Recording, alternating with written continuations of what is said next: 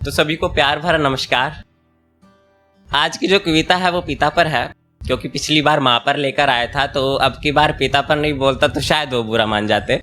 और अभी आ ही रहा था मेट्रो से, तो व्हाट्सएप स्टेटस चेक करने लगा तो उसमें पता चला कि आज फादर्स डे है।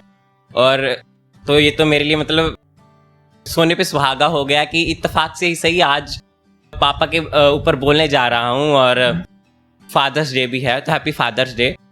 और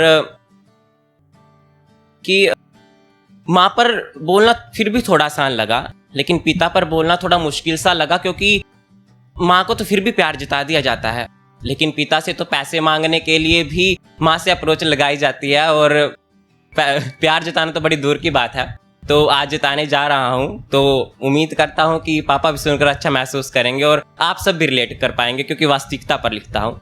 तो शुरुआत कुछ यूँ है कि अक्सर जब लड़कों से पूछा जाता है कि आपके पापा की सैलरी कितनी है, तो वो कुछ जवाब में कह नहीं पाते, क्योंकि जब यही सवाल वो अपने पिता से करते हैं तो उन्हें अक्सर ये कहकर चुप करा दिया जाता है कि तुम्हें ज़रूरत क्या है जानने की, तुम्हारी हर ख्वाहिश पूरी हो रही है ना। तो शुरुआत कुछ ऐसी ही है कि मैंने पापा से तनख्वाह कभी पूछी ही नहीं, कि मैंने पापा से तनख्वाह कभी पूछी ही नहीं, जब भी पूछी कभी सही बताई नहीं। पर मुझे कोई चीज़ वक्त पर ना मिली हो ऐसा कभी हुआ नहीं, और मुझे नहीं मालूम कि दुनिया की नज़र में मेरे पापा अमीर होंगे या गरीब होंगे। मुझे नहीं मालूम कि दुनिया की नज़र में मेरे पापा अमीर होंगे या गरीब होंगे, पर मुझे तो नवाबों की तरह पाला है, इसलिए मेरे पापा किसी नवाब से कम नहीं होंगे। Thank you.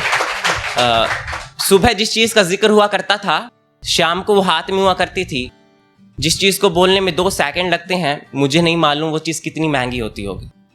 पर हमारी हर एक जिद के आगे उनके ना जाने कितने पसीने छूटे होंगे, पर हमें तो नाजों से पाला है, इसीलिए मेरे पापा किसी नवाब से कम नहीं होंगे। अब समझने लगा हूँ, जब चीज़ें खुद खरीदने लगा हूँ, उस वक्त इतने पैसे कहाँ से लाते होंगे ऐसा सोचने लगा हूँ। अपने पैसे उड़ाने तो दूर, अब खाने में भी कंजूसी बरतने लगा हूँ। अगर आसमान से भी बड़ा कुछ है ना, तो वो एक पिता का सीना होता होगा, जो कितना भी दुखी हो पर अपने परिवार के सामने कभी रोया नहीं होगा।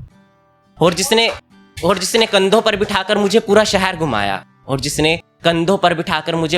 घुमाया, भला वो किसी शहंशाह से कम कैसे होगा। Thank you. वो तब भी मुझसे बातें करते थे जब मुझे कुछ बोलना नहीं आता था।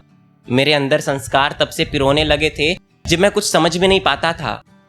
मैं एक पिता तो नहीं कि जो समझ सकूं कि एक पिता अपने बच्चों को किस तरह से पालता होगा, पर उनके त्याग को उनका फर्ज बता दिया जाए, ये मानना भी सही नहीं होगा।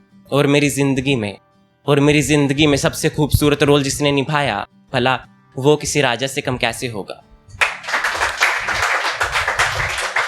और आखिर में यही कहना चाहूँगा कि मैं इस कविता को कोई शीर्षक नहीं दे पाया,